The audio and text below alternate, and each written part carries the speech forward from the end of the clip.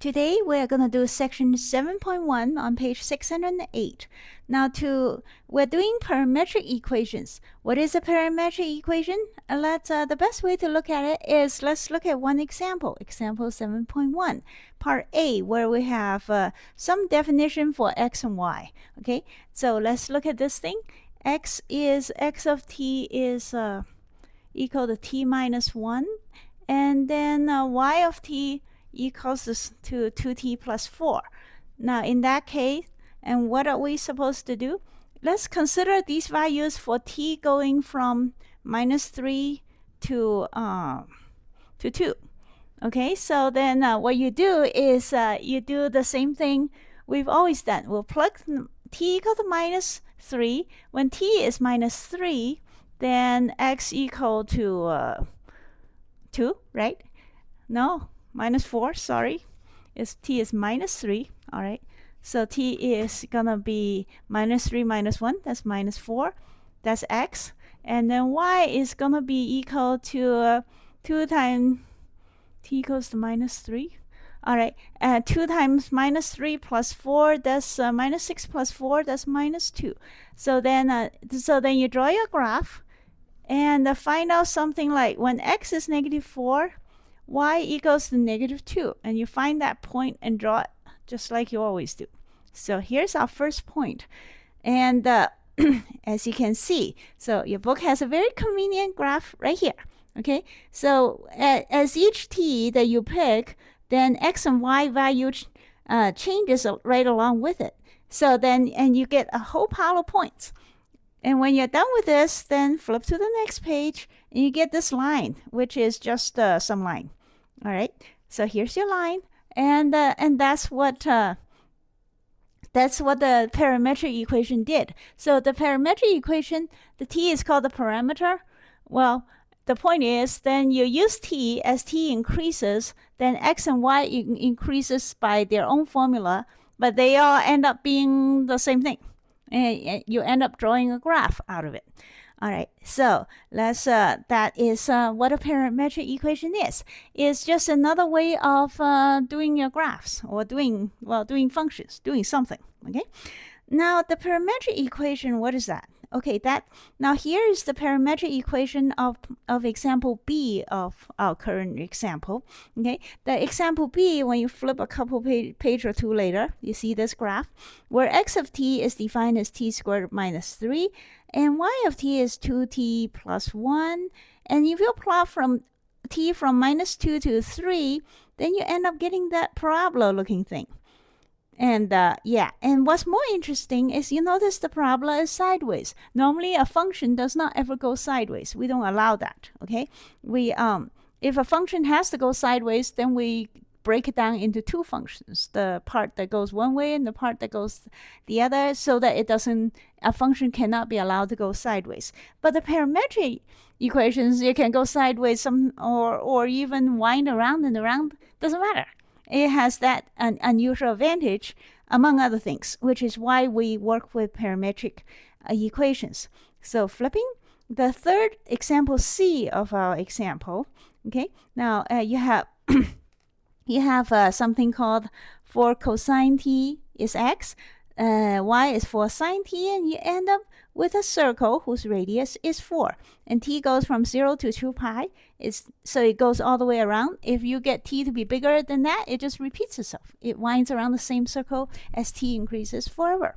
And that is true if you take the time to do the plotting. Okay, all right, so that is the parametric equation. Now the parametric equation, you can always well, I shouldn't say always, you can sometimes eliminate the parameter and just turn it back into x and y.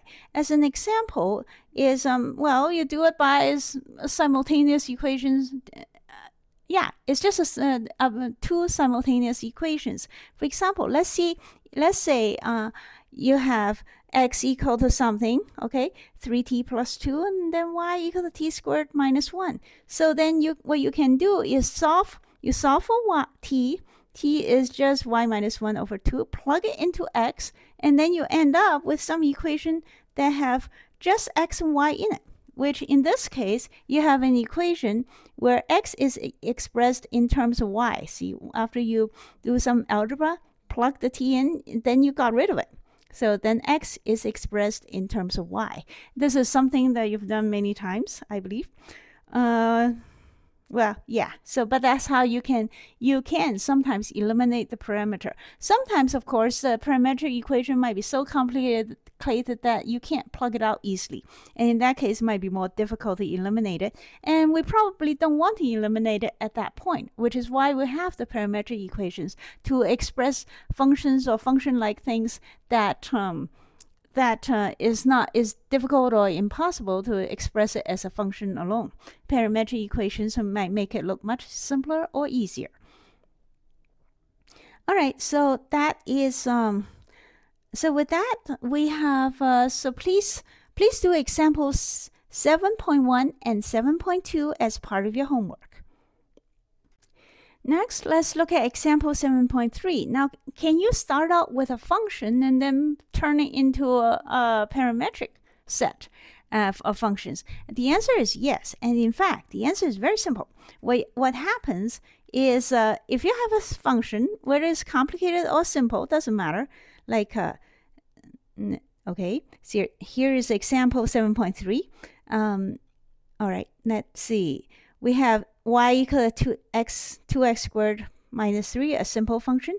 What you do is to turn it into parametric functions, all you have to do is define x of t equal to t, and then y of t is just plug x into, change x into t. That's it.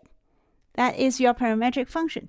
But that's not all. In fact, you can turn x into anything like 2t, 5t, sine t, something, and then plug it into the equation for x anyway, and y will become a more complicated function, but it still works because your relationship is preserved between x and y. So please do example 7.3 as part of your homework. Next, let's look at page 615, something called cycloids.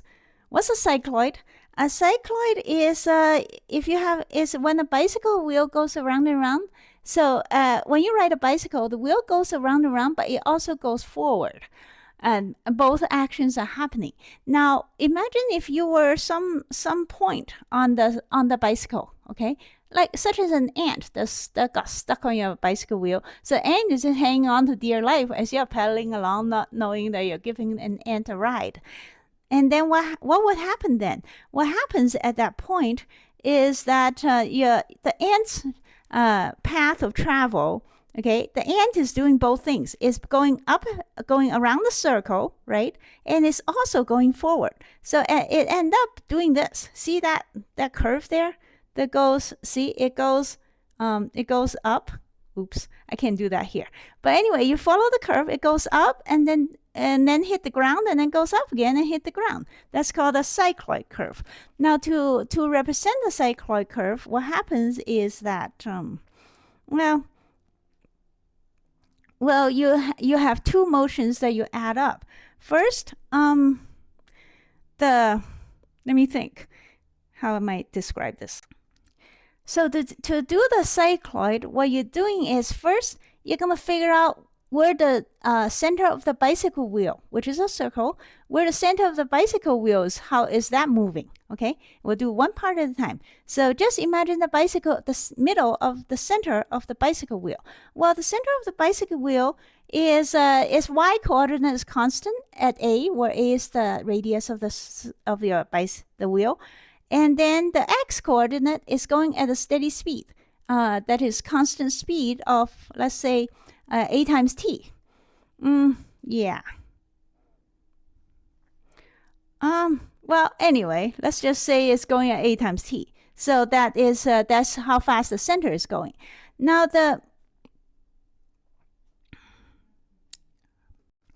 actually, let's draw this thing out. No, exactly. So here's our bicycle wheel. And here's the center of it, okay? The coordinate is x and y. We'll call it, so at any given time, being that the radius is a, So this thing is a here, all the way down. So then the coordinate would be, the x coordinate will be a times t. T is the time, okay? So assuming is 0, whether x is 0 when t is 0. So the coordinate is x coordinate will be a times t, and y coordinate will just be a, because the y coordinate doesn't move. Your bicycle is not going to jump. Well, assuming we're rolling along a perfectly level ground. So here's the bicycle center. Now, next questions: what happens to the ant that we were talking about?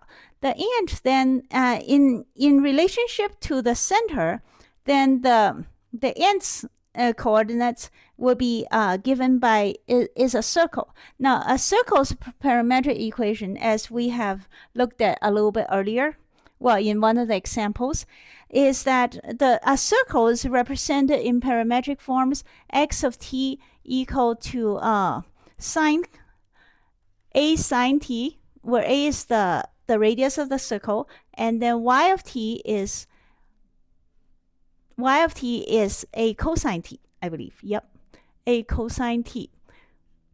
Now in this case, because the way the wheel is turning, we'll represent it as a negative number because it's going, well, because the bicycle is going positively, whereas normally when we draw circles, we do it, what is that, counterclockwise or something.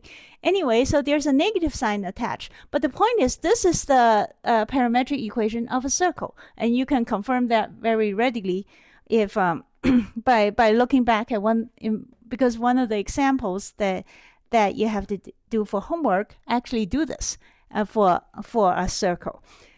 So anyway, we have now that we know that this goes in a circle, the ant is going in a circle in relation to the center of the bicycle, but the bicycle is also moving. So what you're going to do is you're going to add them up to calculate the parametric formula for the cycloid.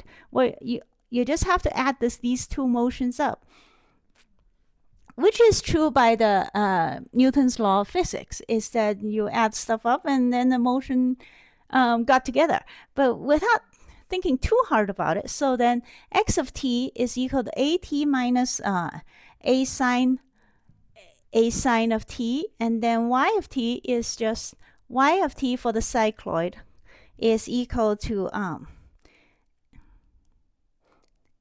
a, that's just a, and then minus a cosine of t, and that would be your cycloid equation, parametric equation.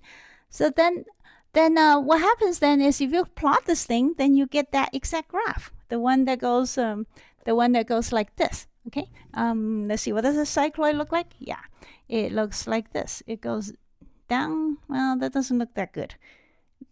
Well, the one in your book looks better. So look at the one in the book. So that is called a cycloid. Now, a cycloid doesn't necessarily have to write on the flat level. Sometimes you can write around the square or something, and then you can, write around the circle or something, or even inside a circle, and you can come up with some weird looking stuff. We're not gonna come up with the equation for it, but that is.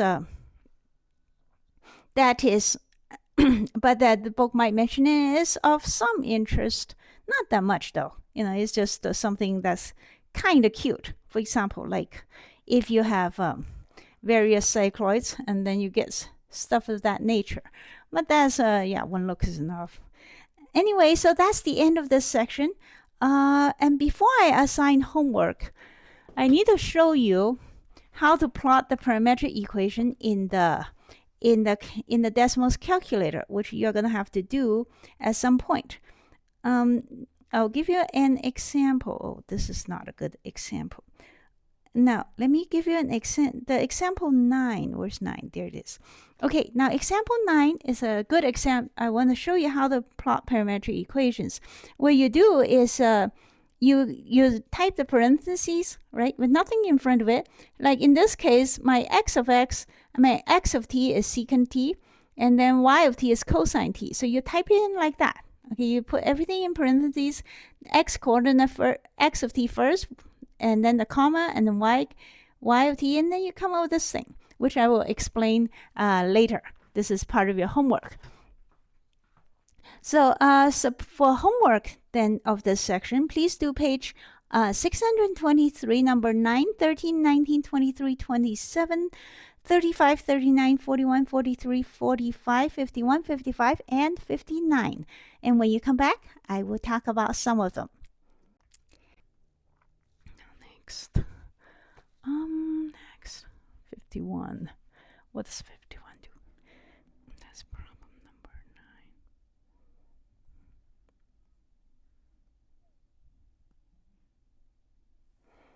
Next.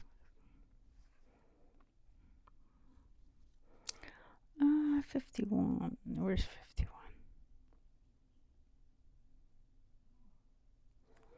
Okay, let's see what it does. What is?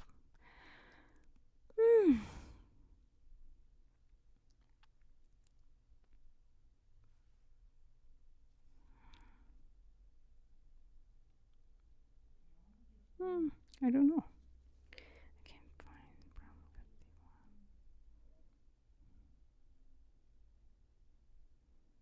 51. There it is. I thought I couldn't press. And then there it is, right in front of me. It's the cute little cycloid. Except it's upside down. What are we doing here?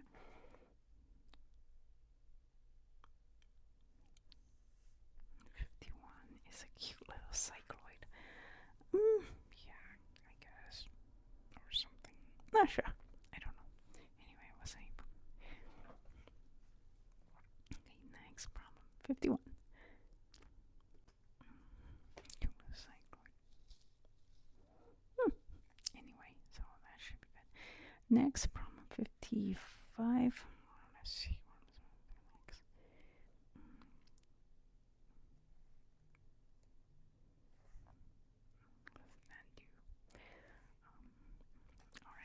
Some big problem about. Okay, now we have a bullet. The equation of the bullet is given. The path of the bullet, well, is given. Next, let's look at some path. It's not going any. Like this is the problem implying that. No, it doesn't. Errors. In fact, yeah, it's not. It won't. What? 59. Some spiral. Some symbols. Next, lastly, it's some spiral. I don't know. You divide it. And there's some reason I can't remember and don't care. Okay, you divide it and then come up with a 51. You divide it. I don't remember why. What care? Okay, there. Just divide the thing. Divide it.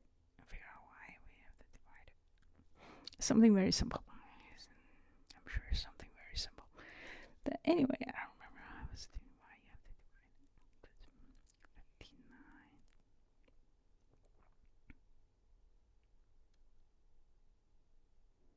Okay, now lastly we are going plot. Once you plot this thing, which is cute. Okay, now from what? The curve. 59 minus 2 pi to 2 pi. Some simple curve, simple